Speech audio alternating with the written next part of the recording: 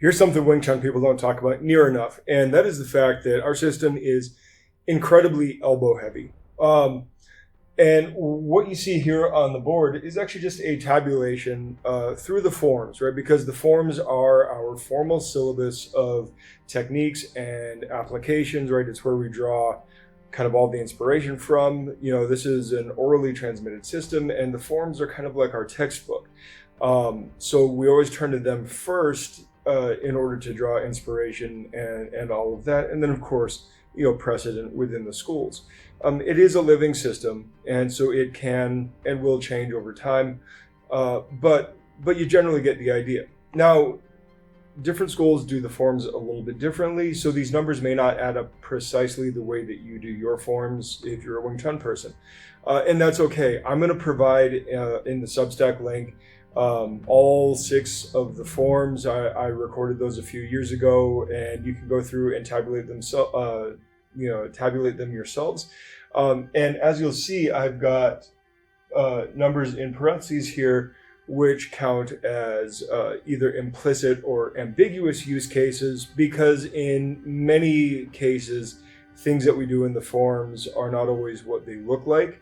And unfortunately, with punches, we don't really have ambiguous or implicit use cases for punches, but we do have them for elbows and open hand striking. Now, you could say all open hand striking is an ambiguous use case for punches, and sure, right? And you can say that some elbows are ambiguous use cases for, say, hook punches and uppercuts, and yeah, well, sure.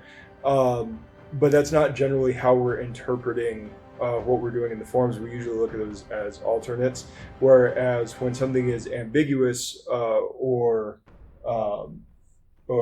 kind of implicit, there's something under the surface that kind of lends credence to it being that thing.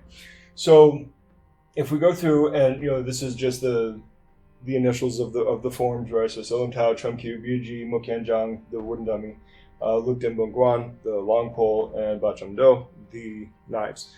And so for punches, there's actually not that many. All right. Everybody thinks of Wing Chun, right? Immediately they think of chain punching, right? Everybody thinks of chain punching. And I mean, for good reason, right? Because we see it from the ground up, right? It's one of the first things that you learn. It's, usually within the first couple of classes, you're learning how to throw those punches, going wrist over wrist, cycling your hands. That's fine. But the fact is, they don't actually show up in the forms that much. And if you tabulate them out, there's 23 kind of explicitly, and then like if you do the Ip Chun version and maybe some other versions of the knife form, you throw a punch first before you split the knives and go into them.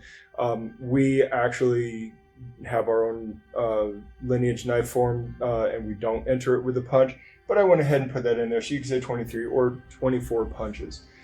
Now, I'm going to skip over the elbows for a second because I want to make the point about the elbows, but let's just make something real clear, right? Traditional martial arts systems, there's a lot of palm strikes, finger jabs, whether you have funny finger shapes or just open finger strikes or claw shapes. You definitely have chopping with the edge of the hand, and even slapping to some degree, right? And explicitly speaking, you have about 85 open hand strikes among the broad variety of finger strikes, chops, and palms. And then implicitly, a lot of those open hand techniques that we use could then be translated out to be further use case scenarios of open hand striking. So 85, you're talking, not quite 4 times as many, but more than triple. You were talking a lot more open hand strikes, and this is something that we see a lot of in traditional martial arts, and some of that may be for the fact that one, people were grappling, doing a lot more stand-up grappling and stuff, and open hands are just more utilitarian in that case, in which case you end up with, grabbing, slapping, palming, stuff like that. And then, of course, your more dirty tactics of like chopping the throat and gouging the eyes and stuff like that, and like trying to rip and tear stuff. So it makes sense that you would actually, in a more traditional old world system, that you would have a lot of open hand strikes. So that totally makes sense. And yeah, I would generally agree that, if you're playing by more modern, congenial, gentlemanly rules, a lot of times, you would end up taking out some of the more savage stuff. And so if you're using open hands, you'd mostly be doing palms and chops, not a lot of finger gouging and clawing. And then a lot of those can be translated into punches just for the sake of convenience. And if you happen to be wearing gloves and wrist wraps and stuff, sometimes it's just more convenient to punch than it is to open hand, especially if you're wrapped, because then you end up with not a lot of wrist mobility. So let's get back to the elbows. And this is what I'm saying, right? You very seldomly see Wing Chun guys playing with elbows. And some of that is because, sparring and playing chi sao with elbows can be seen as unsafe. And so people don't want to necessarily do it. And I get that, but the fact is that you got to practice it. If you want it to come out under stress, you've got to practice it in your training. And in that case, right, explicitly speaking, we've got 24 explicit elbows, and that's entirely in Chum Kyu and Bu-Ji. In Chum Kyu, we have our Paijan section, right, which is these oscillating back and forth elbows, right, back elbows and fore elbows, and we just happen to be holding the arms in doubles. And I'm just counting the back elbow and the fore elbow as the same thing. We repeat it, 6 times on each side, so you end up with 12. And then the same thing in Bu-Ji, we have the overhead elbows now because the arms are weaving in and out, right? We're not really counting this rolling downward and backward elbow. I don't really believe in this back elbow, so I'm not counting that as anything. But for the overhead cutting elbow, and that elbow, depending on if you call it Kupjan or you call it Guaijan, different meanings, slightly different applications. I look at it as kind of like a 2-in-1. So there's some stuff there, but we basically do the repetition of those elbows 12 times, right? So you got 24 elbows, basically saying like, hey, side to side, diagonal elbows, loads and loads of those, right? You were in close range, you should be using elbows. However, if you look at some of the other moves, especially where we see Lan Sao oftentimes, the way that it's translated means, it means to prohibit or bar. So it's really like the true blocking hand. But keep in mind, right, at the close range we're at, it's almost more like a jamming hand in many cases. But it doesn't mean that you can't use it as, in accessory as an elbow, these kind of like shoving almost forearm strikes. And with that, and then like when we split the arms in Silam Tao, before we do the Fak Sao, a lot of people will look at that as an additional back elbow. So you've got like 6 potentially implicit or ambiguous elbows there. You've got 10 in Chum Kyu because of the additional Lan Saos. And you've got another 6 in Bu-Ji because of the Wu Tao at the end, which most of the time we look at as like protecting the head, but you can look at those as upward or even spearing, forward elbows. And I definitely think that is a valid interpretation of what they can be. So again, we have another 22 there. And then if you want to be really cheap, and this is why I put it in brackets instead of parentheses, just to separate it even further. In Bu-Ji, in our section 8, we flip the knives around, we carry the knives along here. And usually the bottom one is more like a Lan Sao, very much like a defensive or jamming one, so I'm not counting that. But the top one is usually cutting through.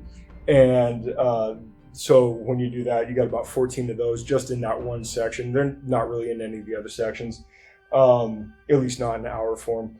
But you have like another additional potential 14 justifications of elbows, right? Because if the weapon's inform the hands and you're doing elbow movements with the blades, then you would empty hand translate those to more elbow movements. So again, more justification, right? So 24 plus 22 is 46, and then you add another 14, and that's 60. So that is, not quite triple, but more than double of that. And again, if you're talking just the explicits, I'm not even going to worry about the one. That's basically at least a 1-to-1. So you should be practicing your elbows at least as much as your punches if you're just going on explicit. And if you're going on implicit, then 2 to 3 times that.